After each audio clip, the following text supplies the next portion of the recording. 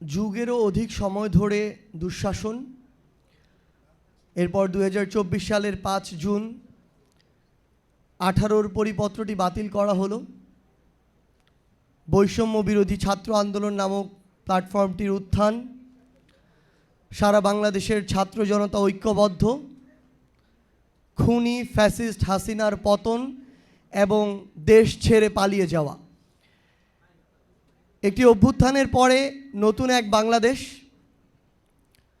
এই নতুন বাংলাদেশের সময়ের সবচেয়ে বড় দাবিটি হচ্ছে একটি শক্তিশালী রাজনৈতিক দল।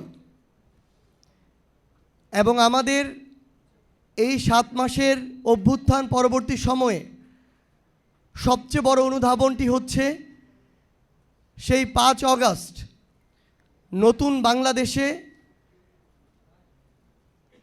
আমরা যে স্বপ্নগুলো দেখেছি, এই জুলাই স্পিরিটকে সামনে রেখে নতুন বাংলাদেশকে আমরা যেই জায়গায় কল্পনা করেছি, বাংলাদেশকে সেই জায়গায় নিয়ে যাওয়া একটা দীর্ঘ লড়াই।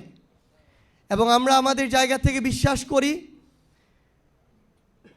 যে হাজারো শহীদের জীবনের উপরে, প্রায় 1.5 লক্ষ ভাই বোনের রক্তের উপরে দাঁড়িয়ে যে নতুন বাংলাদেশ, এই বাংলাদেশে এই দীর্ঘ লড়াইটি করে সেই কাঙ্ক্ষিত বাংলাদেশ আগামীর প্রজন্মকে উপহার দেয়া আমাদের কাছে একটি আমানত।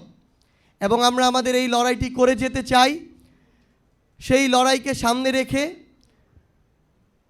বৈষম্য বিরোধী ছাত্র আন্দোলন এবং জাতীয় নাগরিক কমিটি ঐক্যবদ্ধভাবে নতুন একটি রাজনৈতিক দলের আত্মপ্রকাশ করতে যাচ্ছে। আগামী 28 ফেব্রুয়ারি বিকাল 3টায় জাতীয় সংসদ প্রাঙ্গণ সংলগ্ন মানিক মিয়া এভিনিউতে আমরা আমাদের এই নতুন রাজনৈতিক দলের আত্মপ্রকাশ করতে যাচ্ছি।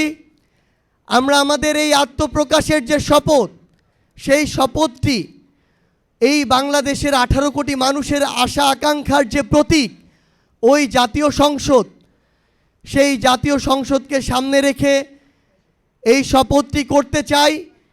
কারণ বিগত যুগের পর যুগ ধরে ওই জাতীয় সংসদটিকে এই দেশের মানুষের আশা আকাঙ্ক্ষা বাস্তবায়নের ক্ষেত্র না বানিয়ে বরং ব্যক্তিগত, গোষ্ঠীগত, দলীয় স্বার্থ উদ্ধারের, ব্যক্তিগত, গোষ্ঠীগত, দলীয় পলিসি মেকিংয়ের জায়গা বানিয়ে রাখা হয়েছিল। যেখানে জাতির আশা আকাঙ্ক্ষার প্রতিফলন হওয়ার কথা, সেই জায়গাটিকে স্বৈরাচারের উৎপাদন ক্ষেত্র বানিয়ে রাখা হয়েছিল। তাই আমরা বাংলাদেশের ছাত্র জনতাকে সামনে রেখে, ওই জাতীয় সংসদকে সামনে রেখে আগামীর বাংলাদেশের নতুন যে রাজনৈতিক দলটি হতে যাচ্ছে, সেই রাজনৈতিক দলের আত্মপ্রকাশ করতে যাচ্ছি।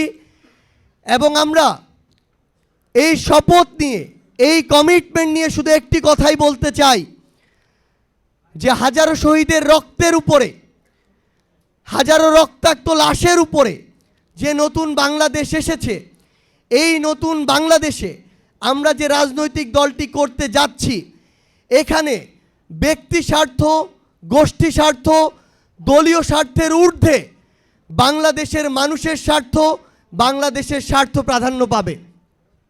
এবং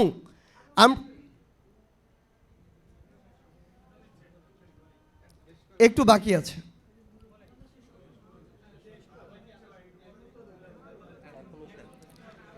আচ্ছা, একজন এটা একটু উত্তর দিবেন।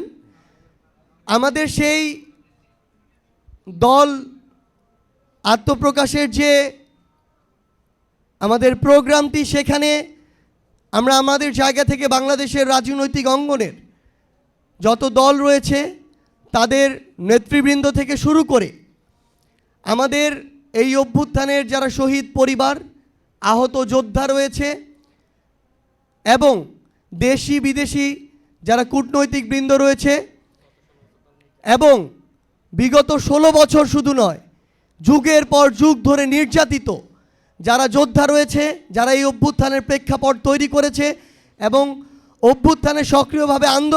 অভ্যুত্থানের এই আন্দোলনে সক্রিয়ভাবে অংশগ্রহণ করেছে সকল ছাত্র জনতা এবং আমাদের যেই প্রবাসী ভাইয়েরা এই অভ্যুত্থানে অন্যতম গুরুত্বপূর্ণ ভূমিকা পালন করেছে, তাদের প্রতিনিধি থেকে শুরু করে বাংলাদেশের সকল অংশীদারিত্ব, আমাদের যত জাতিগোষ্ঠী রয়েছে, বিভিন্ন ধর্মীয় থেকে শুরু করে আমাদের ক্ষুদ্র নৃগোষ্ঠী থেকে শুরু করে যারাই রয়েছে সকলের সেখানে অংশগ্রহণ থাকবে। এবং আমরা বিশ্বাস করি সেই 28 ফেব্রুয়ারি 2025 বাংলাদেশের ইতিহাসে নবদিগন্ত উন্মোচনের আরেকটি অধ্যায় হতে যাচ্ছে, আরেকটি সাক্ষী হতে যাচ্ছে।